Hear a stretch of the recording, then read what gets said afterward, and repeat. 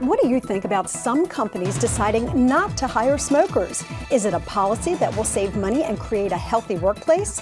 Or is it unfair and discriminating against those who smoke? Tell us what you think right now on It's Your Call.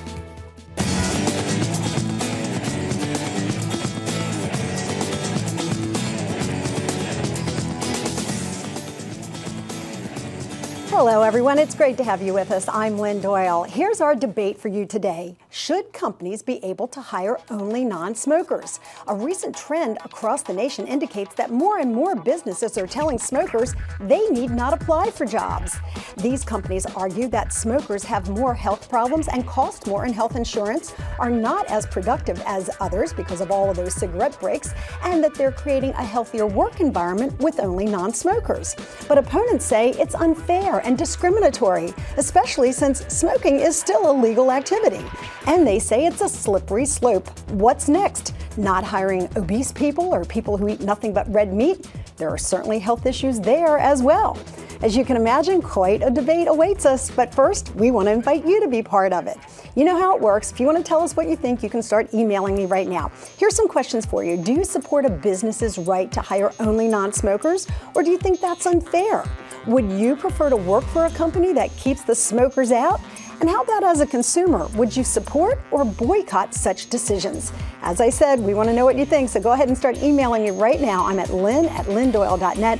As always, you can find us on Facebook and Twitter. And of course, this show will be available on YouTube as well. I can tell you, my Facebook page is already starting to explode, so feel free to tell us what you think. Let me introduce our guests who are going to be debating this issue. Supporting an employer's right not to hire smokers, old friend Danny Savalas, who, as you know, is a criminal and civil attorney and an adjunct professor at Drexel University, along with Amy Feldman, who is the general counsel for the Judge Group.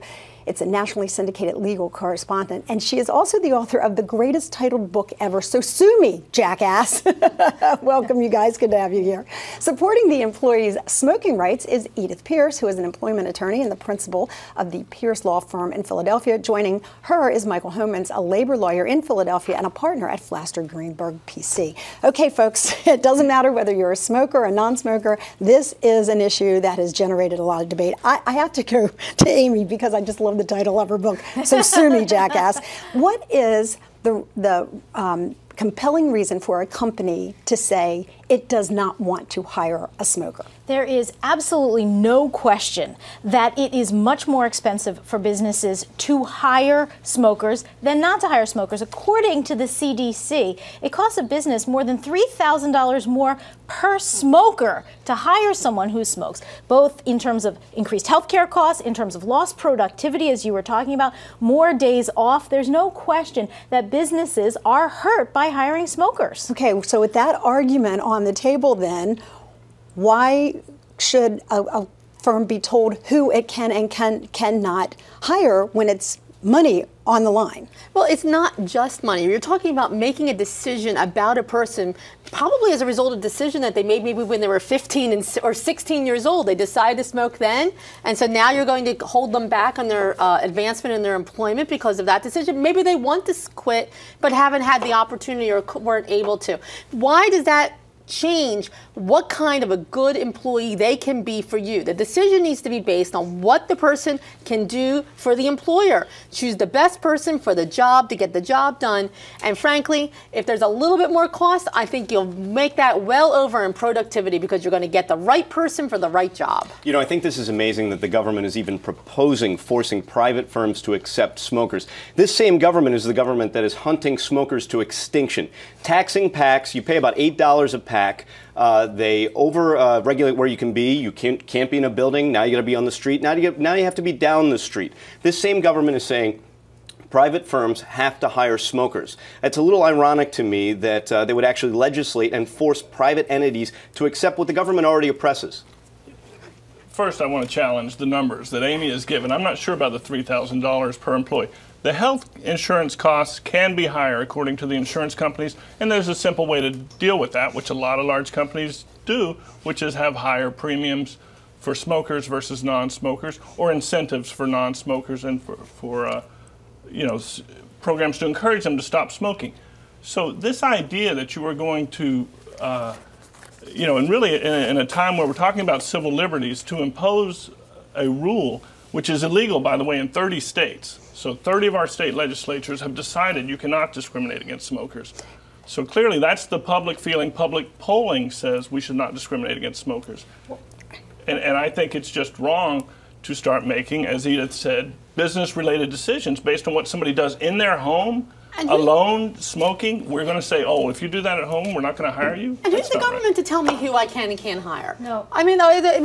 I can hire a smoker. I can hire a smoker if I want. I don't have to hire one. I can hire who I want to hire. Absolutely. And the government is not saying you have to hire smokers. I mean, the government is not saying you have to hire non-smokers. Quite the opposite. Right now, the government is telling us who we can and cannot hire, which is to say we can't not hire smokers. And that's the essential problem. I really disagree with what Mike said in terms of the use of the word discriminate. Because I think discriminate is a word that's really bandied about here, Lynn. The idea that somehow we are making decisions based on a discriminatory reason. Discrimination is a practice that relates to making a business decision on the basis of an immutable characteristic, something about yourself that you cannot change. You cannot discriminate based on religion. If somebody chooses their religion, you can't discriminate on that. That's exactly the problem. That is exactly the problem. See, what we're talking about is protected classes. It's unlawful to discriminate based on your membership in a protected class. That's race. That's religion. It's not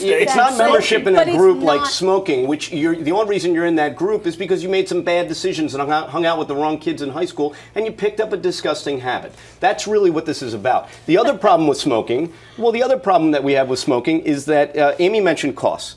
Costs are a big consideration, but productivity is another valid reason to discriminate. And I use discriminate not in the lawful sense, but in the sense that we all discriminate. We discriminate against unproductive workers. Take a walk down any city street. Who do you see hanging out on the corner wasting work time? It's not someone building a model airplane or knitting a sweater. It's a smoker. They're all walk down the street at noon or any other day. These guys take 5 breaks a day. Listen. A smoker can be just as productive as a non-smoker, it's the person that you are hiring. It's their person's abilities. Let's talk about some smokers through history.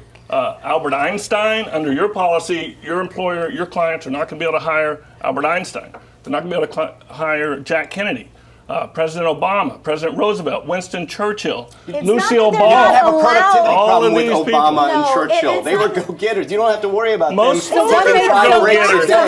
If Obama somebody takes 5 breaks a day, he doesn't get elected as president. I guarantee it. Those are go-getters, and it's a wrong comparison. It's not that you're not allowed to hire them. It's no that choice. you're not what you're saying is you're not forced to giving the hire person them. a chance. Listen, if you had somebody in there and you hired them and they're a smoker and they're not being productive, guess what? You can fire them. Why?